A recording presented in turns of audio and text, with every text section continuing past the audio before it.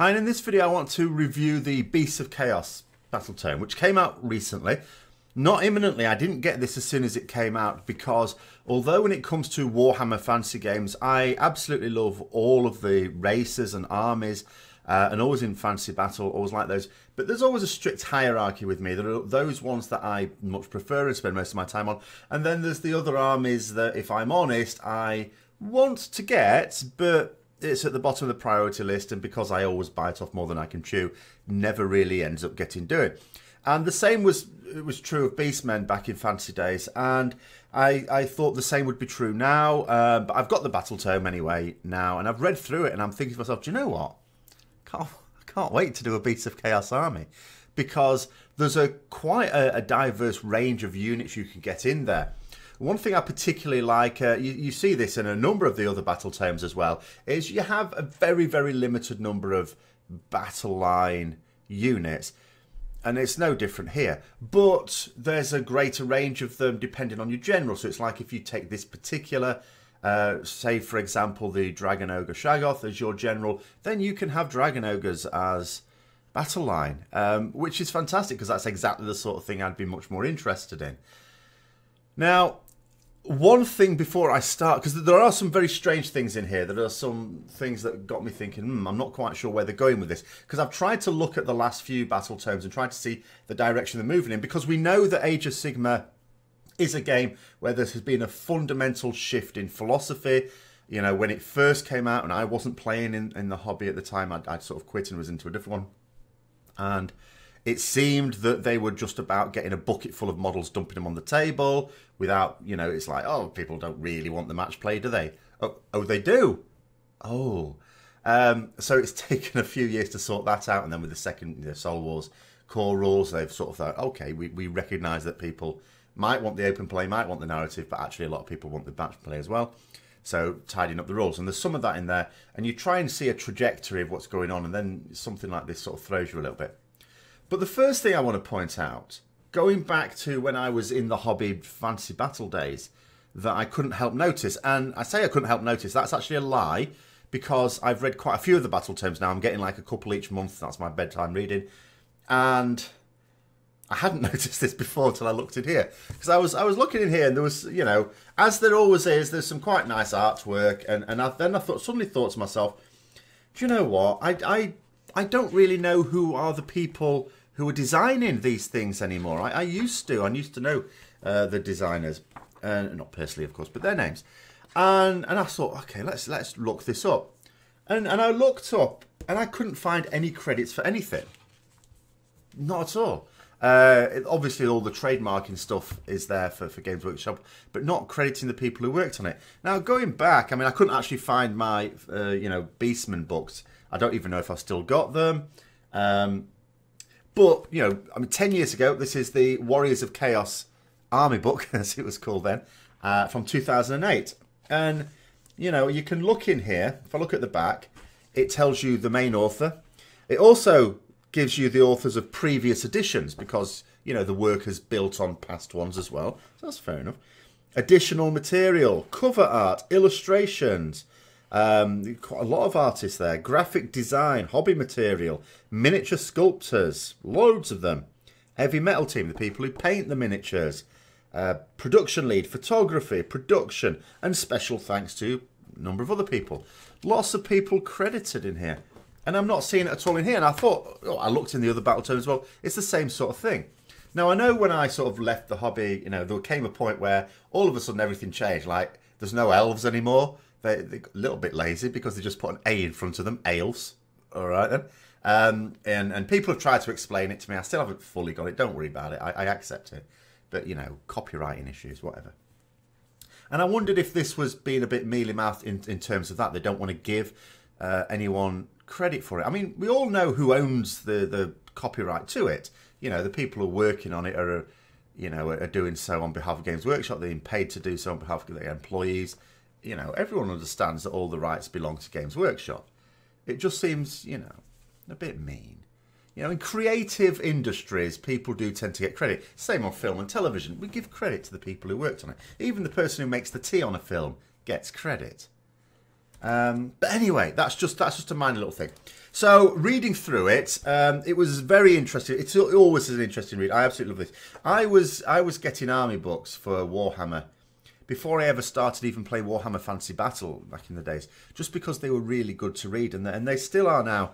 And it, you know, what I like about the new Battletomes as well, for Age of Sigmar, they give you not only do you give them some backstory, but they give you, not that they go back a ridiculous amount of time always as well, but they do give you an overview of the organisation of this particular army, like Beasts of Chaos in this particular case. But there are a few odd things. Now, what I've noticed in some Battletomes, of course, it'll just say something like, you know, some of your models can be Standardbearers, some of them can be musicians, they get these bonuses. And me with my old fancy battle headset on, you know, you had a Standardbearer. If you wanted, you had to pay extra points for it. Now you don't, of course, it's just included. And you had a musician, you had a champion. And, you know, with the Standardbearer and the musician, in Age of Sigmar, there's a benefit in having multiple ones, in that sometimes you need to, when you're removing slain models, you want to remove it in such a way as to push them away from the thing that's maybe chomping on them like they're peanuts and towards the thing you really want to get into combat with. And you might end up in a situation where it's like, oh, really, tactically, I really need to remove the Standardbearer, but I don't want to lose the bonus. Where if you have multiple of them, that's less likely to happen. And some of them are even such that these Standardbearers have an extra bonus themselves, and you can actually just fill the unit with Standardbearers. Just have everyone as a Standardbearer, which seems to be a little bit of a nonsense. So what they've done in the Beasts of Chaos one, I've not seen this in any other Battletomes, and I'm pretty sure I've had the most recent ones as well, is it limits the number of Standardbearers you can have. It doesn't just stay straight up, you can only have one. But if it's a unit where the minimum size is 10, it'll say you can have one Standardbearer per 10 models. You can have one musician per 10 models. If it's a unit with 3 as the standard, it'll say like you can have one musician per 3 models. That sort of thing. So that way it's not, you know, because you get a box set, there isn't enough pieces in most of the box sets at any rate to be able to make everyone a Standardbearer, even if you'd want to. So you'd also be giving an advantage to people who are prepared to either spend much more on those models or do conversions or whatever is necessary to have that situation. And it just looks a bit silly as well if everyone's a Standardbearer with like one musician and one champion as well. So that looks like maybe a direction they'll be looking ahead at. Maybe in next year's General's Handbook, they'll start to actually just put that rule in, just to say, look, you know, you can have one Standardbearer, one musician per minimum size unit of the unit, the blocks it comes in, because it's enshrined now in this book. So that's quite interesting. There were a few little odd things, I have to say, though. Now, like a lot of the more modern Battletomes, you know, you've got your allegiance abilities. These are really important, the battle traits, basically. And, you know, this is one of the reasons why, at the moment, I don't really want to do a Skaven army. Because if I do a proper Skaven army, then that means I can only do it with Chaos Allegiance, if I want range to a full, you know, range of Skaven units. And it means I only have one battle line choice, Clan Rats, which if I come up with an army where that's going to be beneficial, okay. But then I have to use the Chaos Allegiance ability as well, which is not very much. You get like one battle trait, effectively, don't you?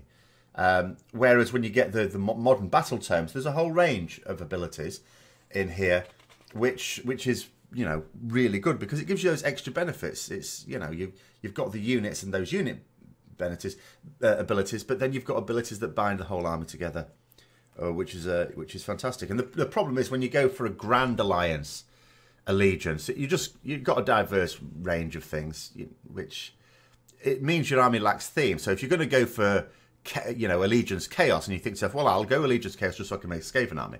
But then there's nothing to stop you putting any Chaos models in there at all and making it a right hodgepodge, at which point, you know, it loses its identity. So the Battletomes are excellent for maintaining that identity whilst also having, you know, some nice abilities. And what you see in a lot of the Battletomes now, apart from, I think, the ones that were brought out first of all, back in the dark days of Age of Sigmar, is, you know, as well as the, you know, the artifacts and the spell laws, which are also really important. Super important. I mean, you know, first game of Age of Sigmar I had was against a Seraphon player, poor bugger. You know, he has a Slan. There should be brilliant wizards, shouldn't they? They get 3 spells. They can cast 3 spells in a turn. Wow, that's fantastic. Oh, but you only have 2 spells. Great. Because you have Arcane Bolt, Mystic Shield. They have their own spell, like wizards tend to, their own personal spell. But given that that particular one for Aslan is useless against almost all armies, literally useless, not just bad, they can't even choose that. And because they, unless you're playing on one of the realms, can't even choose a spell from their own book, which you should be able to, then that limits them severely. Whereas, of course, the modern ones, they have their own spell laws. But they also have their own kits. You know, I've seen this in quite a few of them. The Caledron Overlords, the Ideneth Deepkin, Stormcast Eternals, Daughters of Cain, for example, where it's like, okay, you can theme your army around these. Here's some themes for your army, and you'll get these extra bonuses. There's usually some restriction on it. It's a bit like, okay, but your general has to have this command trait. You can't just choose one for yourself. And the first, you know, hero that you give an artifact of power to, it has to be this one. So there's usually a few restrictions, but it allows for a nice theme. And sometimes these ones are quite niche, and you might think, well, okay, you know, it gives it a nice flavour, but it's very niche. It's not always going to be useful. And other ones are a bit more general, and that's fine. And, you know, I got the Nighthaunt. So the Nighthaunt was the first army I've made up. That's the one I've been playing, as people will know. And in that, there are none of the... And the Nighthaunt, up until the Beast of Chaos, was the most recent Battletome to come out. And there are none of these themes in there.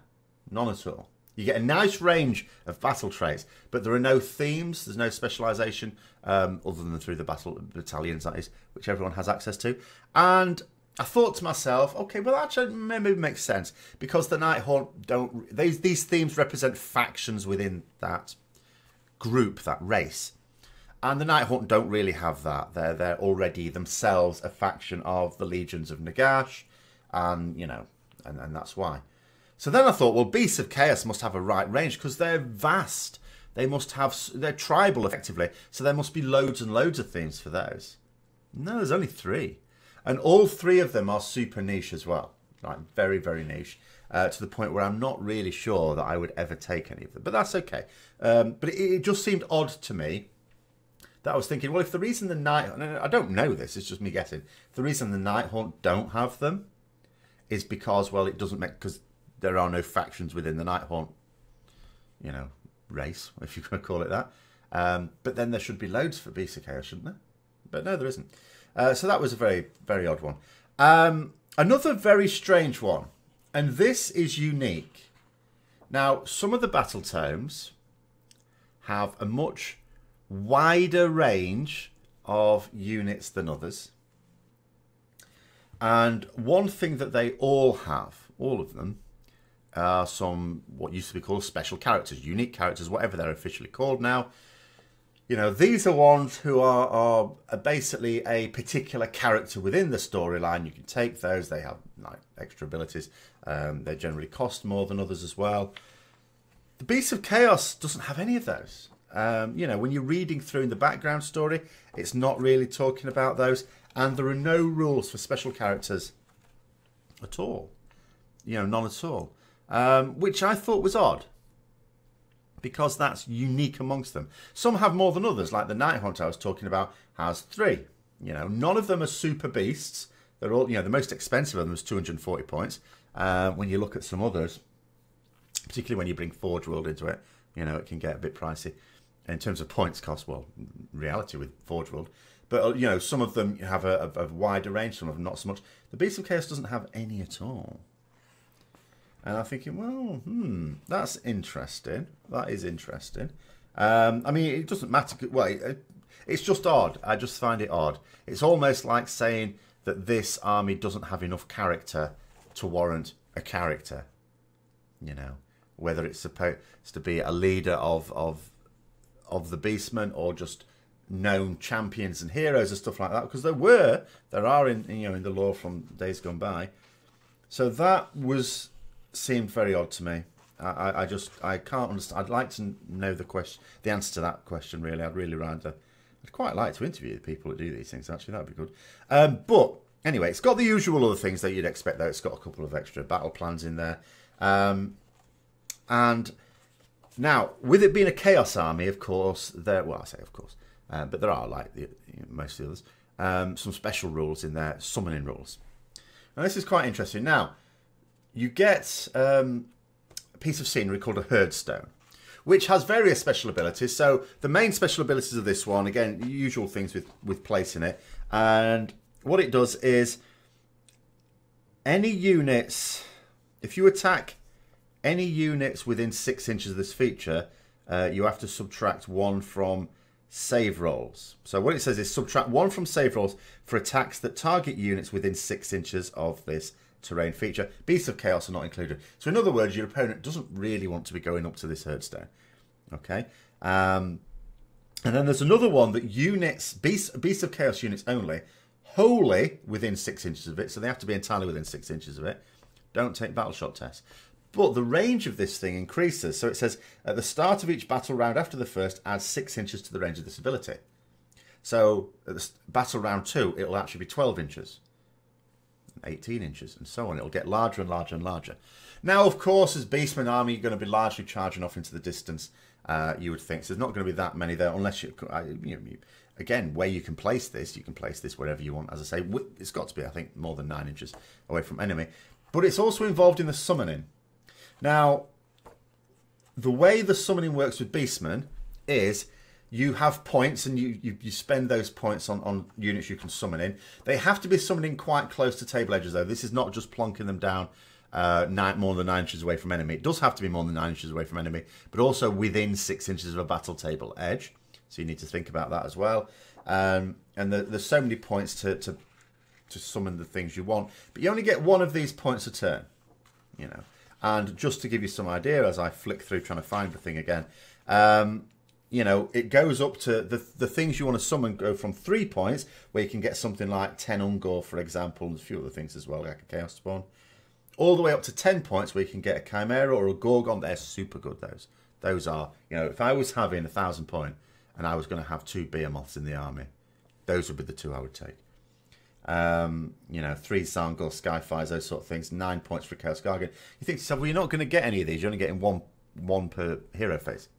But the way you could get more is if there's a hero close by to your Herdstone and a Beast of Chaos unit. So what it says is, I'll read it exactly. It says, in addition, in your hero phase, you can choose 1 friendly Beast of Chaos hero within 3 inches of the Herdstone. So you do need a hero there. Maybe a wizard, someone who's going to want to sort of stay where that is. And say that it will enact a Savage Blood ritual. If you do so, pick a friendly Beast of Chaos unit, again within 3 inches of the Herdstone. That unit suffers D3 mortal wounds, and for each mortal wound inflicted on that unit, you receive 1 primordial call point, which is what you use for these. So you can potentially get up to 4. Then you're thinking, well, what sort of unit? So I was thinking, first of all, just stick a load of Ungor there, and they could be my sacrificial lambs. But of course, for every damage they take on the battle shot, they've got very low bravery.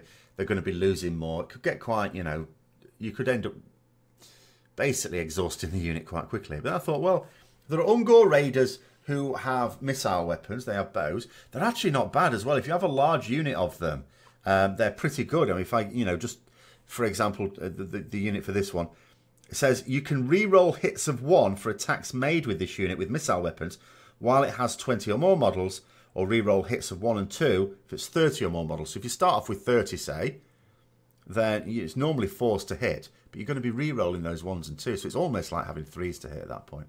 And then, of course, some will eventually die. But again, remember about any units wholly within 6 inches don't take a battle shock test. So the first turn, I mean, if you're going to have a large unit of them, they're not going to all be within 6 inches of it. You are going to take a battle shock test. But you've only lost a few of them, plus whatever your opponent does.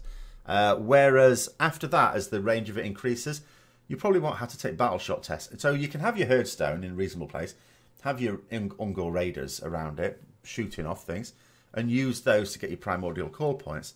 That could be a decent way to get the summoning going. In terms of the endless spells, again, like a lot of these modern ones, you've got like 3 endless spells. 2 of them effectively debuff opposites, and the idea is to get them near your opponents. It sort of debuffs them a little bit. But the really good one, the predatory endless spell, or the very interesting one, should we say. Obviously, being a predatory endless spell, it could, you know, bite you on the arse as well. 100 points, the Wildfire Taurus. So what this does, you summon this in, and it is on a 6 up. You have to place it wholly within 12 inches of the casting wizard, and then it can make a move, and it can move up to 12 inches. Any unit that it passes over, it says, in fact, each unit that it moved over and each other unit that is within 1 inch of it at the end of its move suffers D3 mortal wounds, or if there's 10 or more models in that unit, D6 mortal wounds. Okay, and it says if this inflicts any wounds on a unit, that unit fights at the end of the next combat phase, after the players have picked any of the units fighting that phase. So they're going to be going last, and they'll have taken some mortal wounds to boot. So potentially quite nasty there. Now, whether you sort of think with the way these things work, and of course it will affect your units as much as any other if we're not careful. If it's worth 100 points, that'll be up to you. But that's certainly a very interesting one. It could certainly be used tactically just to scare someone off, couldn't it? You know, just trying to prevent that one from, you know, you just send that down where you don't want your opponent heading towards.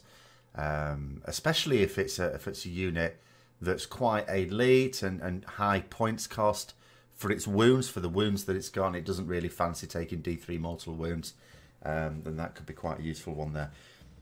Another little odd thing though when it comes to range of choice. So what I've said was, like, the thing that sort of put me off Beastman armies in the, you know, the idea of having just loads of gore and ungore and maybe some minotaurs, Doom Bulls or whatever the hell we call them now. Actually, the Doom Bull's the hero, isn't it? What do we call the other ones? I always forget. Bulgors. Is it Bulgors? I guess it's Bulgors. You know, it's a bit. I don't feel it really in terms of the style. In terms of the armies, are all great, but now we've got so many more options in there, and because some of them can be battle line with certain generals, I'm looking at this now thinking, I can make an army that I'd be really happy playing. This would be fantastic, and it's not that I wouldn't have Ungor or Gore in it at all. I just want to keep them to a minimum. I don't want an army full of them. So that's quite good. Now, what you notice is there's a huge range of monsters in here. Huge range of behemoths, all very nice as well. Like, you know, the Chimera, or Shimmer, however you want to pronounce that. That is really, really good for its points values. The Cockatrice actually is really, that's not even a behemoth, that's 100 points. That's really scary. That can be quite scary. That's an all nothing thing. It's got its petrifying gaze. You know, it's a 4+, but then it'll just do D6 mortal wounds if it hits. Short range, but still. That's something that'll just scare your opponent. You know, no one wants to take D6 mortal wounds on a 50-50 chance. Except the Chimera is even better because it doesn't even have to hit. It just does its D6 mortal wounds. But so they're pretty good.